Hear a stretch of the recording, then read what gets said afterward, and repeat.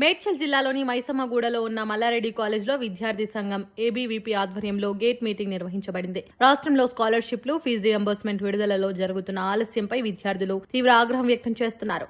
ఈ gate meeting కు ముఖ్య అతిథిగా హాజరైన ఏబీవీపీ జాతీయ నాయకుడు జీవన్ మాట్లాడుతూ తెలంగాణలో 4 ఏళ్లుగా 10,000 కోట్లకు పైగా స్కాలర్షిప్లు పెండింగ్ లో ఉన్నాయని తెలిపారు. దీనివల్ల దాదాపు 22 నుంచి 25 లక్షల మంది విద్యార్థులు తీవ్ర ఇబ్బందులు ఎదుర్కొంటున్నారని ఆందోళన వ్యక్తం చేశారు. రాష్ట్ర వ్యాప్తంగా 2,000 విద్యా సంస్థల్లో ఈ సమస్యపై గేట్ మీటింగ్ లో నిర్వహిస్తున్నట్లు ఆయన పేర్కొన్నారు. ప్రభుత్వం వెంటనే స్పందించి పెండింగ్ స్కాలర్షిప్లు, ఫీజు రియంబర్స్మెంట్ సమస్యలను పరిష్కరించకపోతే రాష్ట్ర వ్యాప్తంగా ఉద్యమాన్ని తీవ్రతం చేస్తామని ఏబీవీపీ నేతలు హెచ్చరించారు. ఈ కార్యక్రమంలో పలువురు విద్యార్థి నాయకులు, కార్యకర్తలు పాల్గొన్నారు. విద్యార్థుల సమస్యలపై ప్రభుత్వం ఎలా స్పందిస్తుందో వేచి చూడాలి.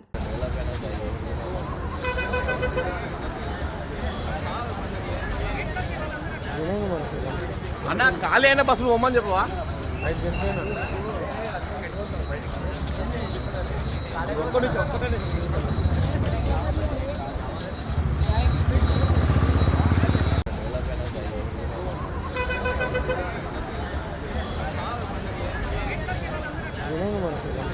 అన్న ఖాళీ అయిన బస్సులు పోమని చెప్పవా?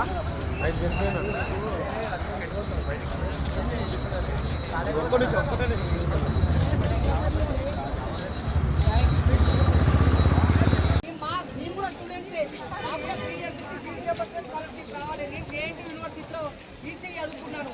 నేను ఇప్పుడు ఎంటెక్ చేస్తాను. నాకు స్కాలర్షిప్ రాలేదు.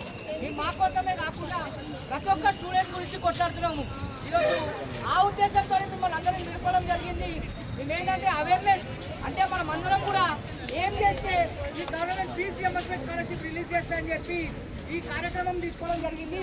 ఈ కార్యక్రమానికి వచ్చినటువంటి ముఖ్య అతిథి మన జీవనన్న గారు ఉస్మానియా యూనివర్సిటీలో పిహెచ్డి చేస్తున్నారు. వారు ఏబీవీపీ నేషనల్ ఎగ్జిక్యూటివ్ మెంబర్. వారి కార్యక్రమాన్ని ఉద్దేశించి మాట్లాడతారు. కానీ మీరు అట్లా కాదు, మీ అందరికి అట్లా లేదు. మేము చదువుకున్నప్పుడు కొట్లాడినాం, పోరాడినాం, సాధించుకున్నాం. కానీ మీరు వచ్చేసే వరకు చాలా ఇబ్బందులు పడుతున్నారు. మీరు ప్యాకేజీల పేరిట ఇక్కడ ఉన్నారా లేదా? మీకు 4 ఇయర్స్ ప్యాకేజ్ ఉందా లేదా? దాని ప్రాబ్లం ఏంది? ఈ రోజు మీరు ఇంటర్మీడియట్ అయిపోయిన తర్వాత ఎట్లా అని అర్థం కానప్పుడు మీ అమ్మ నాన్న కష్టపడి నా బిడ్డ కానీ నా కొడుకు కానీ ఇలాంటి నష్టం జరగకూడదనే ఉద్దేశంతో ప్యాకేజీలతో జాయిన్ చేశారు. కాబట్టి మేము అఖిల భారతీయ విద్యార్థి పరిషత్ నుంచే మేమందరం కూడా డిమాండ్ చేసేది ఏంటంటే ఈ రోజు ప్యాకేజీలు ఉండకూడదు. యూనివర్సిటీల పేరు మీద రిజర్వేషన్లు ఉండాలి. యూనివర్సిటీలలో, ప్రైవేట్ యూనివర్సిటీలో చదివే విద్యార్థులకు కూడా స్కాలర్షిప్లు ఇవ్వాలి. ఎందుకోసం అంటే మీరు లక్షల రూపాయలు కట్టే ఫీజులన్నీ కూడా గవర్నమెంటే భర్తీ చేయాలి.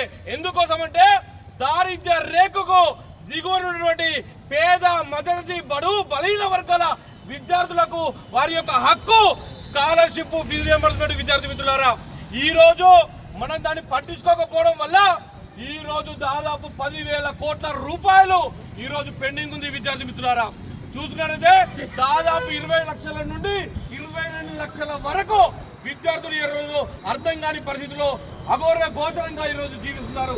మీకు అర్థం కావట్లేదు. మీ అమ్మ నాన్నతో సాయంత్రం కూడా మాట్లాడండి.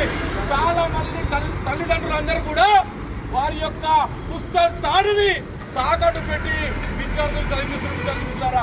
మీరు చూసుకున్నట్టయితే ఇక్కడ వివిధ గ్రామాల, విలేజ్ల, మండలాల నుంచి వచ్చిన విద్యార్థి మిత్రులారా, కానీ మన పరిస్థితి రోజుకు దిగజారుతుంది. విద్యలో నాణ్యమైన ప్రమాణాలు తగ్గిపోయాయి. విద్యలో సంక్షోభము. యూనివర్సిటీ తెలంగాణ రాష్ట్రంలో విద్య మొత్తం ప్రమాణాలు దెబ్బతిన్నాయని చెప్పి తెలియజేస్తున్నాం. కాబట్టి విద్యార్థులారా, ఈ రోజు రాష్ట్రంలో మార్పు రావాలన్నా, ఏదైనా చేయాలన్నా ఈ రోజు స్టూడెంట్స్ తోటి అవుతుంది. స్టూడెంట్ తలుచుకుంటే ప్రభుత్వాలు కూడా కుప్పకూలుతాయి.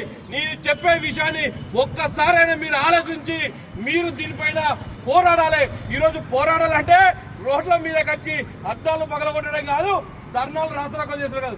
మీ యొక్క ప్రపంచాన్ని చూసే, సోషల్ మీడియాని చూసే ఫోన్ ఉంది. దాని ఆధారంగా అయినా మీరు పోరాడాలని, ప్రతి ఒక్కరు కూడా కొట్లాడాలని ఈరోజు విజ్ఞప్తి చేస్తున్నాం. ఏదో రోడ్ల మీదకి వచ్చే కాదు, మీ యొక్క ప్రపంచం ఫోన్ చూస్తున్నారు. ప్రపంచంలో ఏం జరుగుతున్నది ఆ ఫోన్లలో మీరందరూ కూడా ఈ విషయాలపైన స్పందించాలి. మనం పోరాడితే తప్ప ఈ యొక్క స్కాలర్షిప్, ఫీజు రాదని మీ అందరికీ కూడా తెలియజేస్తున్న విద్యార్థులు కాబట్టి ఈ రాష్ట్రంలో విద్యార్థులకు మంచి జరగాలన్నా చెడు జరగాలన్నా అది విద్యార్థుల మన మీదనే ఉందని చెప్పి మీ అందరూ కూడా తెలియజేస్తున్నాం.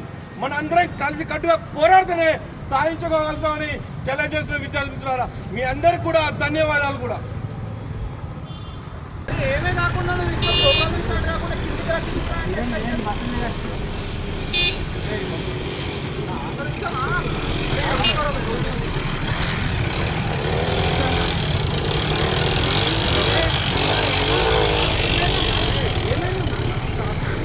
ఏమైందన్నా ఇంకా ప్రోగ్రామ్ స్టార్ట్ చేయాలా? ప్రోగ్రామ్ స్టార్ట్ చేయాలన్నా చెప్పినప్పుడు